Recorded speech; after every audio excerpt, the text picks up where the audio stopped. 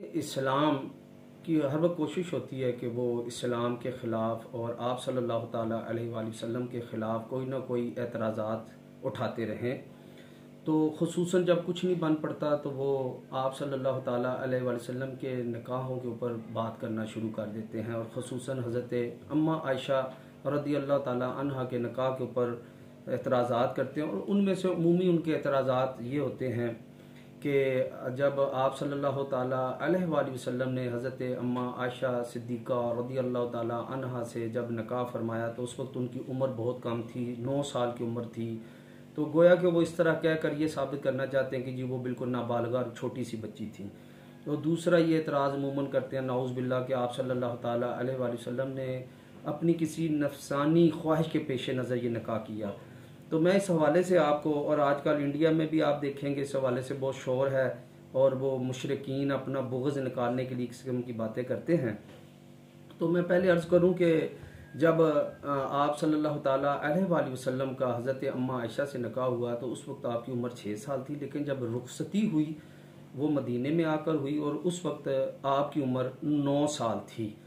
और जदीद medical science और हिकमत कदीमा जदीदा और हमारे माशरती मामलात के अतबार से और दीन इस्लाम की रूह से 9 साल में लड़की बालिग हो सकती है। और जब आप सल्लल्लाहु ताला अलैहि वसल्लम के यहाँ हज़रत अम्मा आयशा की रुखसती हुई तो वो बालिगा थी, तो 9 साल की उम्र में बालिगा हो सकती हैं। तो लिहाजा अगर ये बात नहीं है तो हमारी जदीद साइंस के हवाले से इसका रद्द किया जाए, या आप हिकमत के हवाले से या दूसरे मामल। और आज तक 1500 साल में कोई भी इस बात का रद्द नहीं कर सका कि 9 साल की उम्र में बच्ची बालिगा नहीं हो सकती। लेकिन आप मोजज़ाती तौर पर, और हज़रत अम्मा आयशा की ये करामत थी कि आप 9 साल की उम्र में भी अच्छी खासी बालिगा आप दिखाई देती थी। आप जिस्मानी तौर पर, ज़हनी तौर पर, हर लिहाज से, असाबी तौर पर आप एक बहुत मजबूत शख्सियत और जिसामत की मालिक थी। और अरब के माशरे के अंदर उस दौर में 9 साल की, 10 साल, 11 साल की जो बालिगा बच्चियां थीं उनसे निकाह उनके आम रिवाज में ये बात दाखिल थी। अगर फ़र्ज़ करें ये बात इस तरह ना होती, वो बच्ची होती, नाबालिगा होती, तो याद रखें कि मुशरिकीन मक्का और मुनाफिकीन मदीना और यहूदो निसारा जो हर वक्त जिनकी कोशिश होती थी कि किसी न किसी तरीके से हमें इस्लाम में या हजूर की शख्सियत में या उनके हवाले से कोई नक्स मिल जाए, ऐब मिल जाए, जिसका हम खूब चर्चा करके नाउज़ बिल्लाह इस्लाम के ख़िलाफ़ और हजूर के ख़िलाफ़ प्रोपेगेंडा कर सकें और सहाबा को दीन इस्लाम से मुतनफ़र कर सकें। लेकिन उनको कोई बात ना मिलती। अगर इस बात में कोई ऐब या बुराई होती तो वो यकीनन इसका बहुत ज़्यादा प्रोपेगेंडा करते, चर्चा करते और सहाबा को मुतनफ़र करते। जबकि हमें पूरी सीरत के और तारीख़ के व हदीस के मुताला के अंदर कोई एक वाक़या भी ऐसा नहीं मिलता कि किसी मुनाफिक ने या मुशरिक ने या यहूदी ने या ईसाई ने इस बात को इशू बनाया हो कि भाई आप तो खुद बहुत अच्छी तालीमात देते हैं लेकिन आपने एक नाबालिग बच्ची या छोटी बच्ची से शादी करके जुल्म किया है, आपकी ये ख्वाहिशात नफसानी है। इस तरह की कोई बात नहीं थी, जिससे पता चलता है कि ये निकाह बिल्कुल उस माहौल के एतबार से बहुत अच्छा निकाह था। फिर उससे अगली बात यह है कि जब ये निकाह हुआ तो ये निकाह सहाबा इकराम और सहाबियात की मर्ज़ी से हुआ। सहाबियात और सहाबा इकराम ने मुशावरत से ये रिश्ता पेश किया और इस रिश्ते के अंदर हुजूर के सारे ख़ानदान वाले राज़ी थे, सहाबा राज़ी थे, मुहाजिरीन राज़ी थे, रुखसी में अंसार राज़ी थे, उनकी ख़वातीन राज़ी थीं, आप सल्लल्लाहु ताला अलैहि वसल्लम की बच्चियाँ राज़ी थीं। और फिर उससे आगे बड़ी बात कि हज़रत सैयदना सिद्दीक़ अकबर की ख़ुद अपनी ये ख्वाहिश थी, रज़ा थी कि मेरी बेटी हुजूर के घर में ब्याही जाए और वहाँ पे उनकी रुखसती हो। फिर आपकी वालिदा की भी ये ख्वाहिश थी। और फिर उससे बड़ी बात कि अगर फिर हज़रत अम्मा आयशा की भी ये रज़ा थी।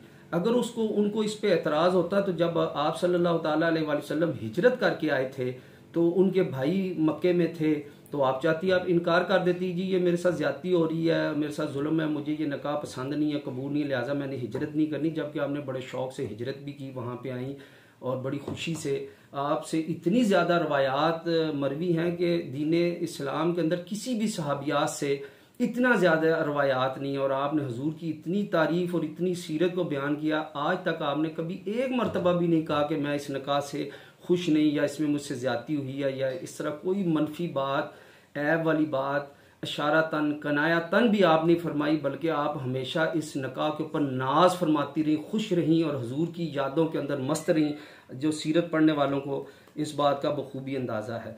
फिर हजूर के अगर रिश्ते के हवाले से बात की जाए तो हज़रत अम्मा आयशा के लिए हजूर का रिश्ता एक बहुत ही आइडियल रिश्ता था, बल्कि इससे बेहतर तो उनके लिए खुदा की कसम कोई रिश्ता हो ही नहीं सकता था। जब हम रिश्ता करते हैं तो लड़के में, दूल्हे में कुछ हम बातें देखते हैं, मसलन वो खूबसूरत हो, साहिब किरदार हो, साहिब अखलाक हो, मनसब हो, उसके बाद दौलत हो, उसका जाहो जलाल हो, वो कोई शोहरत याफ्ता शख्सियत हो जिसके इलाके में, शहर में चर्चे हों, दुनिया में चर्चे हों, इज़्ज़त शोहरत, ये चीज़ें पसंद की जाती हैं। लेकिन खुदा की कसम में ना मेरे आका जैसा कोई हसीन पहले हुआ, ना अब है, ना क़यामत तक होगा, और ना मेरे आका से बुलंद किरदार और अखलाक वाला, मनसब वाला, ओहदे वाला, रुतबे वाला, बा किरदार, बा अखलाक, मोहब्बत शफकत करने वाला, हर लिहाज से, दुनियावी एतबार से भी देखा जाए तो मेरे आका से बेहतरीन आपके लिए कोई और रिश्ता हो ही नहीं सकता।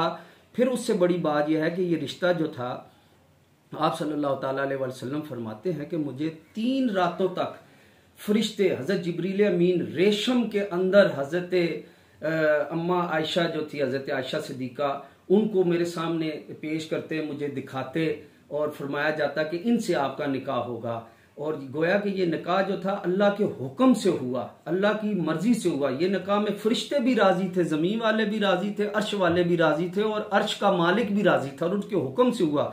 लिहाजा हजूर के पास भी ना करने की गुंजाइश नहीं थी, और हज़रत सैयदना सिद्दीक़ अकबर, उनके ख़ानदान, घर वालों, और हज़रत अम्मा आयशा के पास भी ना करने की दीनी एतबार से भी कोई गुंजाइश नहीं थी। फिर अक्लन हम देखा जाए तो जब हम रिश्ता करते हैं उसमें बेहतरीन रिश्ता लोगों की ख्वाहिश होती है, जो मसलन अगर कोई खेल से ताल्लुक़ रखते हैं, लोग मोहब्बत करते हैं, कोई लड़कियां मोहब्बत करती हों, या कोई ख़ानदान मोहब्बत स्पोर्ट्स से ताल्लुक़ रखता हो, मसलन फ़ुटबॉल से ले लें, क्रिकेट से ले लें, उसमें बहुत नामवर क्रिकेटर हो, बहुत नामवर फुटबॉलर हो, जिसके पूरी दुनिया में शोहरत हो, उसके पास मालो दौलत हो, उसकी बड़ी पर्सनैलिटी हो, बड़ी शख्सियत हो, लोग उस पर मरते हों, लाखों लोग उसको देखने को तरसते हों, मिलने को तरसते हों, तो उस हालत में अगर वो अपने मुतलका फील्ड के लोगों से निकाह के लिए इजहार करे तो बहुत सारी ऐसी आपको लोग मिल जाएंगे जो निकाह करने में बड़ी सादत समझेंगे कि हाय काश हमारे इस आइडियल से हमारा निकाह हो जाए। इसी तरह फनकारों में ले लें, जर्नैलों में ले लें, बहादुरों में ले लें, दलेरों में ले लें, किसी हुस्न जमाल के पैकर को ले लें, तो लोग अपनी मुतलका फील्ड में शादी करने को बहुत पसंद करेंगे। लेकिन खुदा की कसम, ना मेरे आका से ज़्यादा कोई हसीन था, है, ना होगा, ना कोई साहिब किरदार, ना साहिब मनसब, कि आप नबी नहीं, नबियों के भी सरदार हैं, और आप साहिब किरदार और अखलाक, और आप जैसा रिश्ता हो ही नहीं सकता था। फिर दूसरी वजह ये कि आप रिश्ता क्यों करते हैं।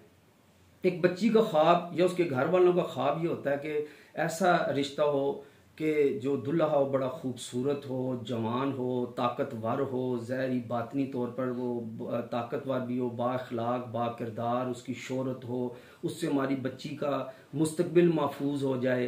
तो ये चीज़ें वो हमारी बच्ची के जो जज्बात हैं या उसकी ख्वाहिशात को पूरा कर सके, ये बेसिकली जो है ना उनकी डिमांड्स होती हैं। तो मेरे आका जो हैं ये सारी चीज़ें, उन जैसा हसीन, उन जैसा साहिब इख्तियार, हजूर फरमाते कि मुझे पूरी दुनिया के ख़जानों की चाबियां दी गई हैं, मालो दौलत वाला, मनसब वाला और ओहदे वाला, क़ियादत वाला कोई हस्ती हो ही नहीं सकती, ना आइंदा ना माजी में कभी हुई। तो इस एतबार से भी आप बेहतरीन, और हज़रत अम्मा आयशा के एतबार से भी बेहतरीन रिश्ता थे। और यकीनन जिस रिश्ते पे सारी उम्मत राज़ी हो, आज 1400 साल 1500 साल में आज तक कभी किसी उम्मती को हजूर के इस रिश्ते पे एतराज़ नहीं हुआ, तो मुखालफीन का तो एतराज़ बनता ही नहीं। फिर हम देखते हैं कि अरब के मुआशरे में भी ये इस तरह के निकाह राय थे, बल्कि आप सल्लल्लाहु ताला अलैहि वसल्लम ने आपसे रिश्ता करने की बहुत सारी हिकमतें थी इस उम्र में भी। अगर इस उम्र में रिश्ता आपने किया, एक तो ना बालिगा की कम से कम जो उम्र है उसका तयन हो गया कि 9 साल में उम्र में बच्ची बालिग हो सकती है। फिर उस मुआशरे के अंदर ऐसे निकाह होते थे, आपने ये निकाह कर उन लोगों के लिए मिसाल कायम फरमाई। फिर ये पिछला सारा जो दौर था वो जिहाद का दौर था, उसके अंदर जिहाद था। बहुत सारी ऐसी लड़कियां जो नौबालिग होती या बालिगा होती, छोटी उम्र के अंदर वो बेआसरा हो जाती थीं, उनके सहारे छिन जाते थे। तो आप सल्लल्लाहु ताला अलैहि वसल्लम ने जब ये निकाह फरमाया तो इससे वो बच्चियां महफूज हो गईं। मसलन देखें, एक बच्ची है वो बेआसरा बेसहारा होगी, यतीम होगी, अब उसकी उम्र 9-10 साल है, वो बालिगा हो गई। अब दो बातें हैं, या तो उसको कोई पकड़ के अपने घर में नौकरानी के तौर पे रख लेगा, या फिर अगर कुछ रख भी लेगा तो वो उसकी महरम तो नहीं होगी। लिहाजा अगर 18 साल तक हम इंतज़ार करेंगे तो हो सकता है कि उसके साथ बहुत सारी ज्यादतियाँ हो जाएं। तो इस सूरत में आप सल्लल्लाहु ताला अलैहि वसल्लम ने ये निकाह फरमा कर ऐसी बच्चियों को तहफ़्फ़ुज़ दिया और अपनी उम्मत के लिए मिसाल कायम फरमा दी। तो आज तक ये ऐसी करोड़ों बच्चियों को इस उम्र के अंदर जब हजूर ने निकाह फरमाया उनको सहारा मिल गया। आज भी अफगानिस्तान में इस जंग में जहाँ कुफार ने जुल्म किया, वहाँ पे बहुत सारी छोटी बच्चियाँ जो बालिग थीं और छोटी उम्र थी वो बेआसरा हो गई और मुसलमानों ने उनसे निकाह करके उनको सहारा ता फरमाया।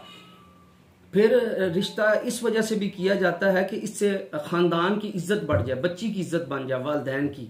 और खुदा की कसम, मेरे आका का रिश्ता करने से हज़रत अम्मा आयशा के सारे ख़ानदान की वो इज्जत बुलंद हुई कि क़यामत तक महराब व मिंबर और कुतुब हदीस के अंदर उनका चर्चा जारी और सारी है। फिर एक वजह यह होती है कि हमारी बच्ची का मुस्तकबिल महफूज हो जाए। और खुदा की कसम, मेरे इस रिश्ते से मेरी अम्मा आयशा का ही नहीं बल्कि उनके सारी नस्लों का मुस्तकबिल महफूज हो गया कि हजूर ने फरमाया कि क़यामत के रोज़ हर हसब और नसब ख़त्म हो जाएगा सिवाय मेरे हसब और नसब के। तो आपकी दुनिया भी महफूज हुई, कब्र भी महफूज हुई और आपकी आखिरत भी महफूज हो गई कि आप सल्लल्लाहु ताला अलैहि वसल्लम के कुर्ब में जन्नत में जगह मिलेगी। और आप सबसे हजूर की प्यारी बीवी थी। और दीनी एतबार से तो हर उम्मती की ये ख्वाहिश होगी कि काश मेरी बच्ची जो है जो नबी हैं उनकी बीवी बन जाए। मेरा ईसाइयों से सवाल है, फ़र्ज़ करें हज़रत ईसा अलैहिस्सलाम आ जाएं और आएँ और वो अगर किसी को कहें कि जी अपनी बेटी का मुझसे निकाह कर लें तो ईसाई बड़ी खुशी से करेंगे। हज़रत मूसा अलैहिस्सलाम कह दे, दीगर अम्बिया कह दे। अम्बिया अलैहिस्सलाम के इसी वजह से तो किसी के 100 निकाह थे, 200-300 तक अम्बिया अलैहिस्सलाम के निकाह हुए।